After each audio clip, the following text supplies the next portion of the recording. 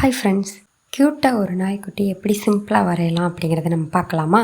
This video sponsor by பைமோட். பைமோட் அப்படிங்கிறது வந்து ஒரு ஷாப்பிங் ஆப். இதில் வந்து நம்ம ரெகுலராக வீட்டில் யூஸ் பண்ணுற பொருட்கள் எல்லாமே நம்ம வாங்கிக்கலாம். மற்ற ஷாப்பிங் ஆப்பை விட இதில் வந்து ரேட்டு வந்து கம்மியாகவே இருக்கும். அது மட்டும் இல்லை, உங்களுக்கு பிடிச்ச பிராண்ட்ஸுமே எதுன்னு சொல்லி செக் பண்ணி பார்த்து நம்ம வாங்கிக்கலாம். இதில் ஆஃபர்ஸும் நிறையா இருக்குது. பைமோட்டோட லிங்க் வந்து நான் டிஸ்கிரிப்ஷனில் கொடுக்குறேன். செக் பண்ணி யூஸ் பண்ணிக்கோங்க, உங்களுக்கு ஹெல்ப்ஃபுல்லாக இருக்கும். தேங்க்யூ.